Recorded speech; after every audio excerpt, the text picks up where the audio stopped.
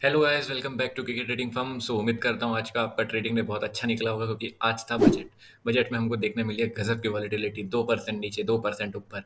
पर अगर आपने हमारा वीडियो ध्यान से देखा होगा तो आज ट्रेड वैसे ही बना है। चलिए एक बार फटाफट से 5 मिनट के टाइम फ्रेम पे अपने लेवल की बैक टेस्टिंग कर लेते हैं और स्ट्रेटेजी जो हमने दी थी। तो बेसिकली हमने आपको लास्ट स्ट्रेटेजी वीडियो में बोला था कि पहले 1 घंटे में एक रेंज बन जाने दीजिए। मतलब जब तक बजट की कमेंट्री स्टार्ट नहीं होती तब तक एक रेंज बन जाने दीजिए। देखिए हमने बोला था, तो पहले के 1 घंटे में ये रेंज बन गई। फिर हमने बोला था कि रेंज का जिस साइड भी ब्रेकआउट आए, आप उस साइड अपना ट्रेड बनाइए। तो हमने यहाँ पे वेट किया, अपना अपना ये एक लेवल भी था और ये रेंज भी बन चुकी थी पहले 1 घंटे के कंसोलिडेशन में। अगर आप यहाँ पे टाइम देखें तो एग्जैक्ट 12:20 पे ये ब्रेकआउट आया है और इसने जो क्लोज किया है वो 24,283 के आसपास क्लोज किया है। तो अगर अपन अपना प्रीमियम में भी देखें तो प्रीमियम में हमारी एंट्री कहीं यहाँ बनी थी ऑलमोस्ट 280 के लेवल के अकॉर्डिंग। हमने बोला था 1:1 का टारगेट रखना है, हमने 1:1 का टारगेट रखा, 72 पॉइंट का स्टॉप लॉस, 73 पॉइंट का टारगेट। अगले 2 कैंडल में ही अपन को टारगेट मिल गया, तो अपन को ज़्यादा ट्रेड में रहना नहीं पड़ा। तो आज ये था बजट का टोटल ओवरव्यू। और पहले जानते हैं कि बजट में ऐसा क्या आया कि बजट इतना तेज़ी से गिरा। तो बेसिकली ट्रेडर्स, इन्वेस्टर्स, इनके लिए बजट उतना खास कुछ रहा नहीं। सबसे पहले तो एसटीटी बढ़ा दिया गया है। एसटीटी जो कि पहले से ही ज़्यादा था, उसको और ज़्यादा कर दिया गया है। वो 62% के आसपास से एसटीटी बढ़ा गया है।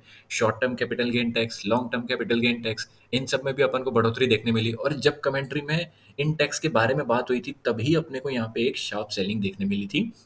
हालाँकि उसके बाद मार्केट ने काफ़ी कुछ हद तक रिकवर भी कर दिया, पर अपन ने अपना एक ट्रेड 1:1 बना लिया, निकल गए, उसके आगे हमने और कोई ट्रेड नहीं किया। तो अब अगर अपन देखें कल के लिए अपना प्लान क्या हो सकता है, तो कल के लिए सबसे ज़्यादा एडवाइजेबल ये है कि मार्केट को पहले थोड़ा सेटल होने देते हैं। सेटल होने भी देते हैं, पर उसके लिए भी उसके बाद भी अपन को काम तो अपने लेवल्स पे ही करना है। तो देख लेते हैं कि अपने लेवल्स हैं क्या? लेवल्स में ज़्यादा कुछ बदलाव नहीं है।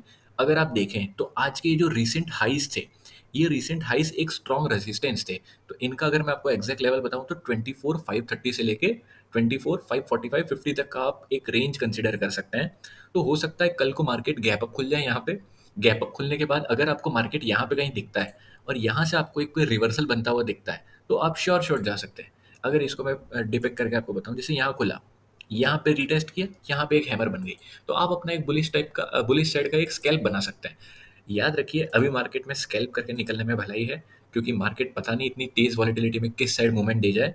तो पहला अपना स्कैल्पिंग का लेवल ये हो गया। अच्छा, ये लेवल जो है ये अपना एज ए रेजिस्टेंस भी है और यहाँ से सपोर्ट भी है। रेजिस्टेंस अगर देखें तो फ्लैट ओपनिंग या गैप डाउन ओपनिंग यहाँ पे कहीं होती है और यहाँ से मार्केट यहाँ जाता है और यहाँ पे अपने को एक रेड हैमर दिखने मिल जाती है, मतलब कि रिवर्सल आ चुका है। रिवर्सल अगर मिल गया तो यहाँ से आप सिंपल इस जोन का टारगेट 24,386 से लेके 24,400 तक का जोन आप मार्क कर लीजिए। अच्छा, और ये जो 400 का जोन है ये भी आज एक तरीके से अच्छे सपोर्ट से काम किया। अगर आप वीक देखें, वीक ये वाली भी 400 से, ये वाली भी 400 से रिजेक्शन लेके गई है। तो ये level as a breakdown level भी काफ़ी ज़्यादा इंपॉर्टेंट है। तो अगर आपको यहाँ पे ब्रेकडाउन मिल जाता है तो आप श्योर शॉट जाइए, और ब्रेकडाउन में अपना टारगेट हो सकता है 24,240 का। और 24,240 अगर टूटता है तो अपने पास नीचे के लिए टारगेट है 24,140, जहाँ पे आज की ये बॉडी है। अच्छा, ये जो लेवल्स हैं 240, 140, ये एक है स्ट्रॉन्ग सपोर्ट जोन भी है और ब्रेकडाउन जोन भी है।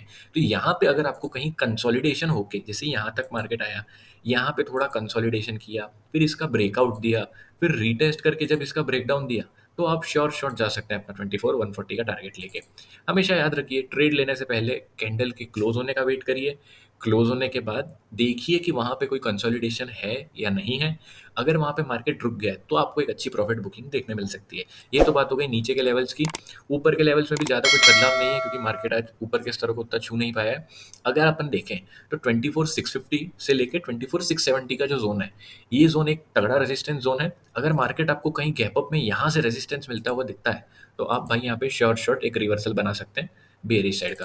क्यों मैं ऐसा कह रहा हूँ, क्योंकि आप देखो यहाँ पे मार्केट ने बहुत बार मल्टीपल टाइम स्ट्रगल किया, यहाँ पे यहाँ पे यहाँ पे, हर जगह स्ट्रगल किया। तो ये भी एक स्ट्रॉन्ग जोन है।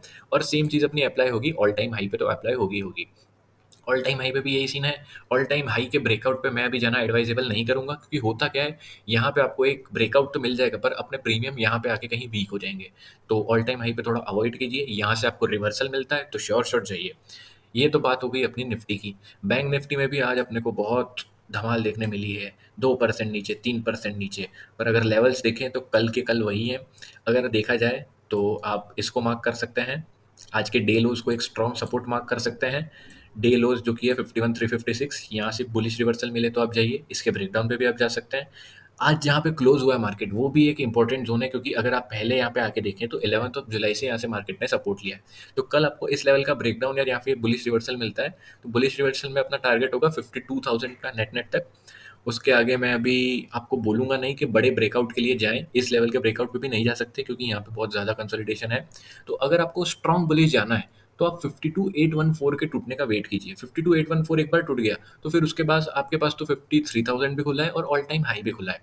तो मैं नहीं चाहूँगा कि आप बहुत जल्दी बुलिश हो जाएँ और ना ही बहुत जल्दी आप यहाँ पे बेयरिश भी हो जाएँ। तो मार्केट को थोड़ा सेटल होने का वेट दीजिए, टाइम दीजिए। ये हो गया अपना बैंक निफ्टी का एनालिसिस। अगर अपन देखें मेन एफआईआईज़ का डेटा क्या कहता है, तो भैया अगर आप 23 जुलाई का ऑप्शंस में देखे हो, 1,60,000 कॉल शॉर्ट किए गए हैं। उसके मुकाबले पुट जो बाय किए हैं वो 63,000। तो आप देख सकते हैं कि यहाँ पे एक बेयरिशनेस ऑप्शन में दिख रही है अपन को, और साथ ही साथ फ्यूचर्स में आज अपन को वापस वो वॉल्यूम देखने मिल गया जिसकी अपन एक्सपेक्टेशन रख रहे थे पिछले काफ़ी दिनों से। देखिए 3600 करोड़ की नेट बिकवाली हुई है, और आप क्वांटिटी देखिए 54,000 फ्यूचर के कॉन्ट्रैक्ट शॉर्ट हुए हैं। और काफ़ी दिनों बाद आप अपने को देखने मिला है कि अपने तीनों सेगमेंट फ्यूचर्स, ऑप्शंस और कैश, सब में एफआईआई भर भर के बेयरिश हुए हैं, और ऐसा नहीं छोटी मोटी क्वांटिटी में। अगर आप देखें तो यहाँ पे भी जो नेट नेट 3,000 करोड़ के आसपास के यहाँ पे कैश पोजीशन शॉर्ट किए हैं अपने एफआईआईज ने। फ्यूचर्स में भी शॉर्ट हैं और यहाँ पे भी शॉर्ट है। तो ये था अपना कल के लिए ओवरव्यू। अगर आप बजट पे देखें तो बजट उतना खास रहा नहीं है, मार्केट में एक दबाव रह सकता है। जहाँ से भी आपको बेयरिश साइड का एक रिवर्सल मिले वहाँ से ट्राई करिए पकड़ने का, और मेजर सपोर्ट्स अगर टूटते हैं तो आप यहाँ पे बड़े लेवल के ब्रेकडाउन पे आप जा सकते हैं। तो इसी के साथ आज का वीडियो अपन क्लोज करते हैं। उम्मीद करता हूँ आपको हमारा वीडियो अच्छा लग रहा होगा। लाइक करिए, सब्सक्राइब करिए और अपने ट्रेडर दोस्तों के साथ शेयर करिए। Thank you.